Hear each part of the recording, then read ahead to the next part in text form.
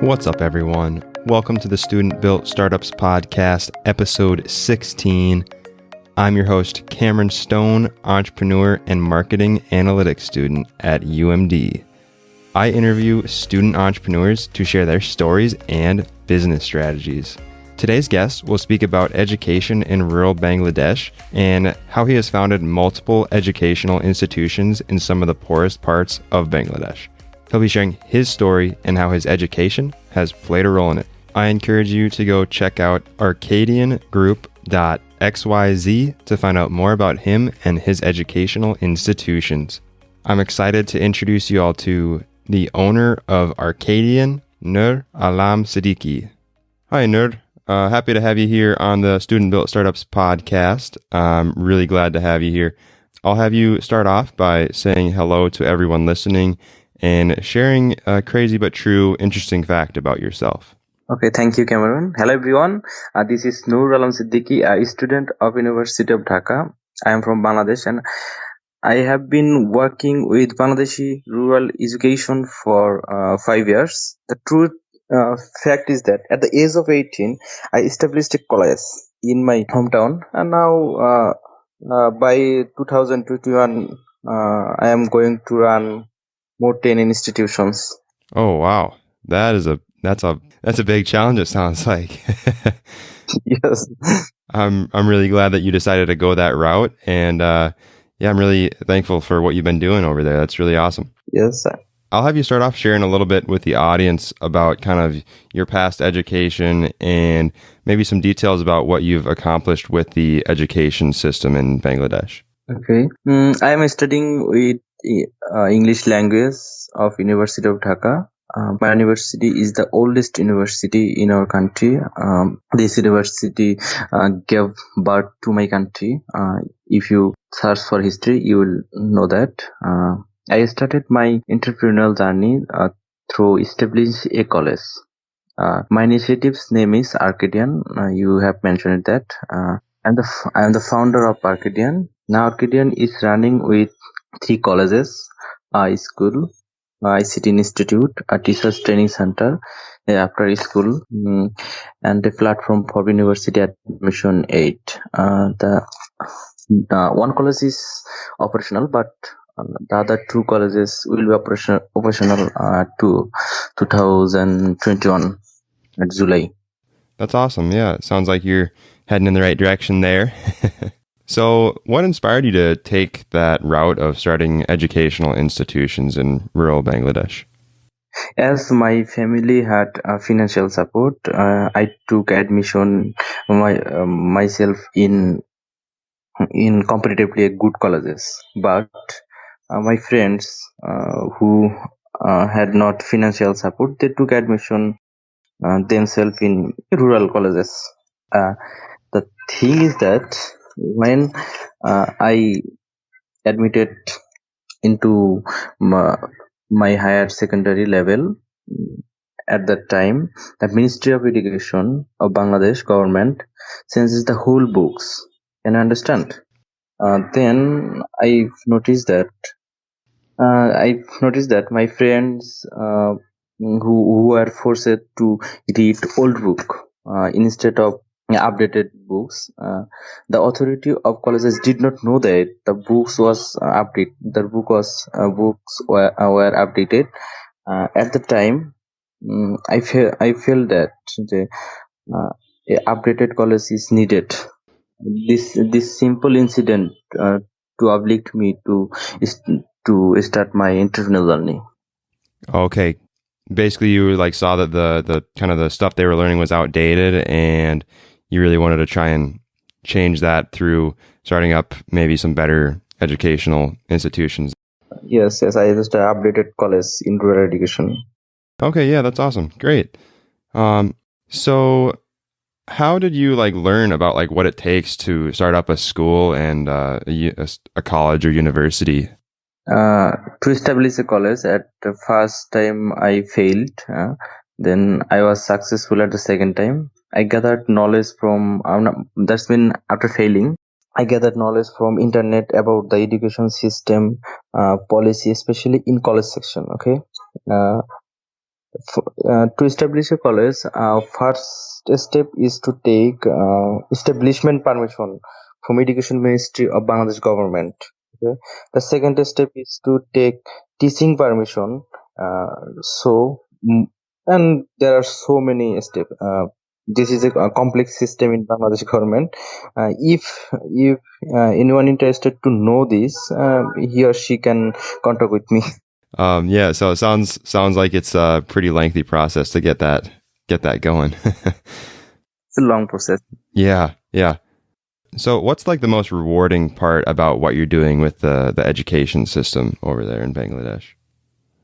Okay, I have developed an innovative and different type of curriculum. Our curriculum is slightly different from the traditional system of Bangladesh. Okay, by implementing our curriculum this year from the first batch of our college, 13 students of 27 students got chance in different university of Bangladesh. From the rural education system, it is impossible to get so much type of results from a college. In one sentence, this is impossible. Rural college to create these amazing results that just 13 by 27. Well, that's really cool that you've been able to make such an impact with the education.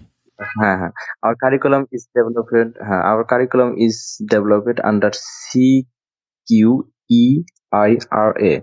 That means comparatively quality education in rural area. Okay. That's the main fact. Basically, we focus on quality. Okay. Yep. So how do your educational institutions kind of compare to what was previously available? Do they kind of operate in the same way, or is it mostly just the curriculum that has been changed? If you compare that in rural area, the other colleges are not take classes regularly. They don't have proper electricity, lack of a trained teacher, and updated services. But Arcadian is giving all of these environments.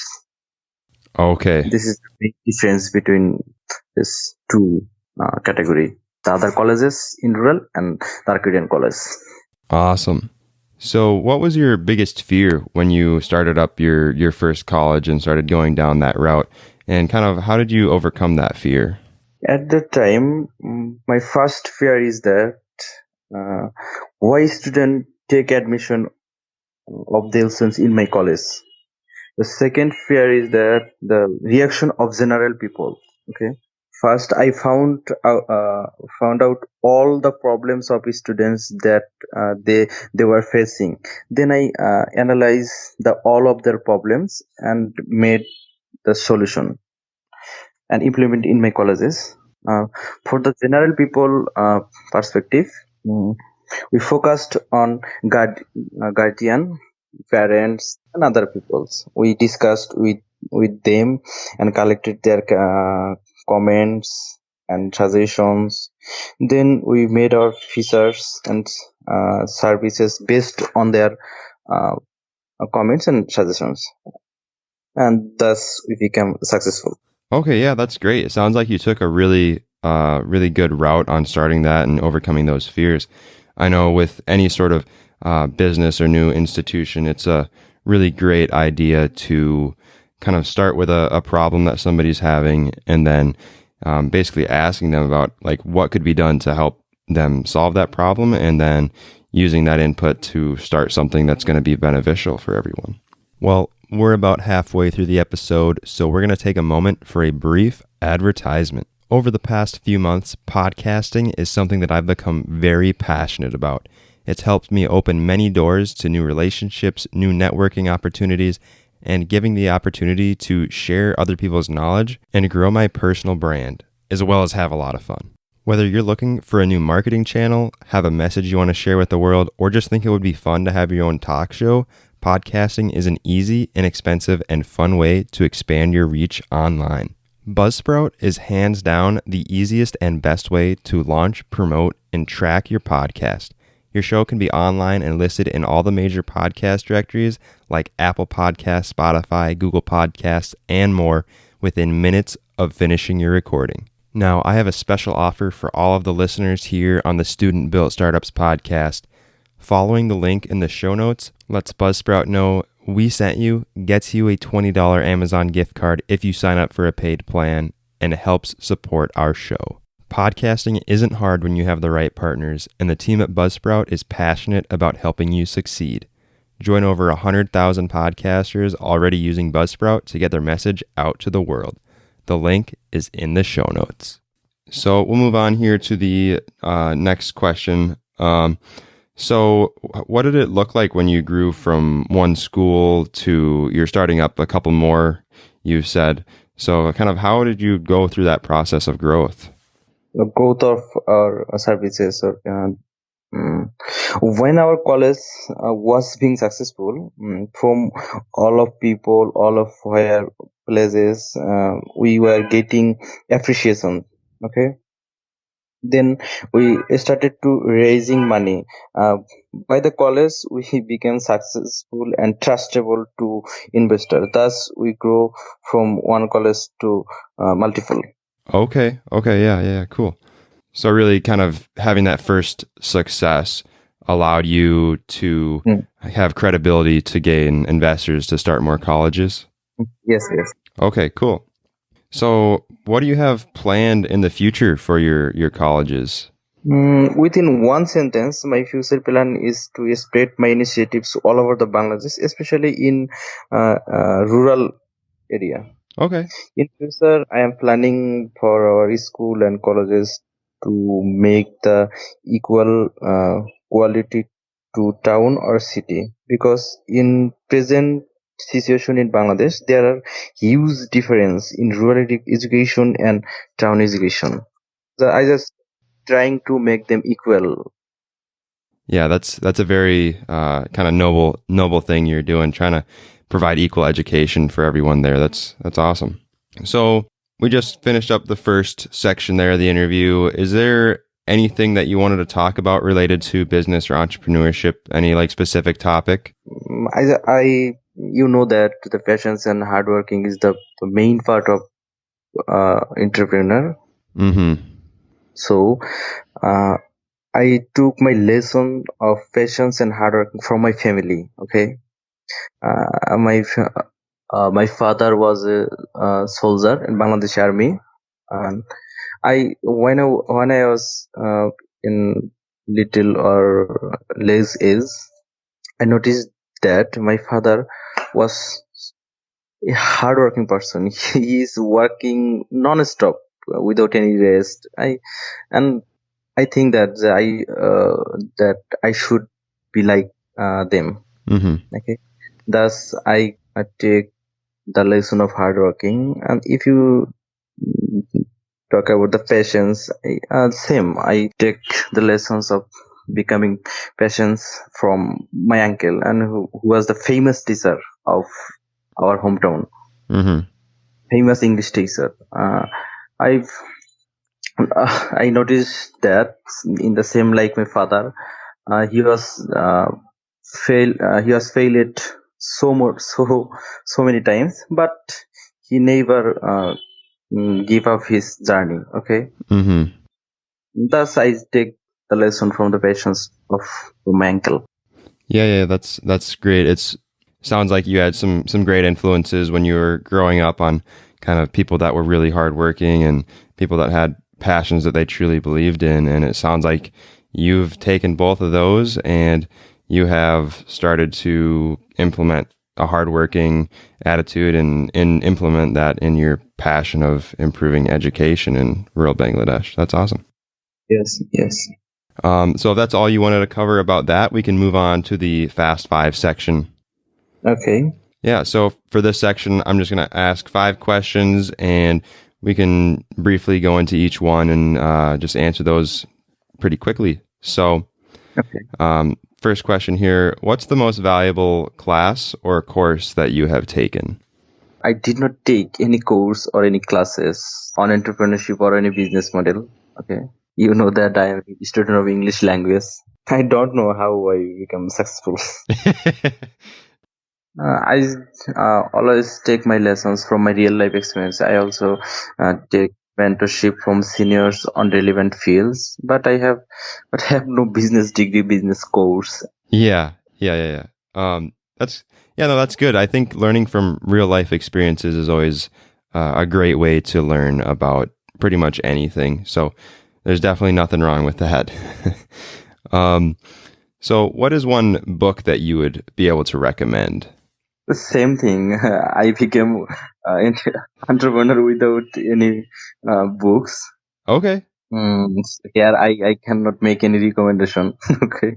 All right. Yeah, no, that's totally fine. Okay. So what is one, like, I'd say business tool or social media tool that you use pretty commonly? In the present world, I must recommend the Facebook. Okay. And in Bangladesh, in rural area, the people of rural area, they don't use Facebook. Just if you do any business or if I do any business, I have to go them with face to face or any other process, but not Facebook. Yeah. So how do you schedule your time and plan ahead? I just I'm very organized. I always follow my time, and I always uh, spend 3 or 4 hours per day for my Arcadian. And in vacation, I spend all the time. Yeah. So our last question here, do you have any like tricks that you use to get focused and stay productive when you have a lot of work to do? I don't know. Just I know that my CGPA of my university is getting low, and my business is getting high. Yeah, there you go. Just my result is down, and my business is growing. Hey, that's really good. Well, Nur, you gave some great info about kind of just the education system in Bangladesh and some good information about hardworking and passion-based stuff. But before we wrap up, I'd like you to provide one main takeaway for the audience to remember. Okay, just one thing is that without passion, and hard working, no one can ever be an entrepreneur. Mm-hmm. That is very true. Yes, that's a great main takeaway. So where can we find more about you and Arcadian? Okay, I have website www.arcadiangroup.xyz. Let me make sure we got that right. That is www.arcadiangroup.xyz or XYZ. All right. Well, thank you so much for coming on the podcast today. I was really happy to be able to talk with you. Okay, thank you. I'm really glad that I was able to share Nur's story with all of you guys. Thanks again for being on the show, Nur. And thanks to everyone listening right now. I truly appreciate your support on this journey. And make sure to hit that subscribe button, leave a review on iTunes, and share this episode with a friend. I also encourage you to go check out studentbuiltstartups.com. We have all the show notes, all the links, all the descriptions of everything that we talked about, along with that special offer from BuzzSprout. Thanks again, and I'll catch you on the next episode.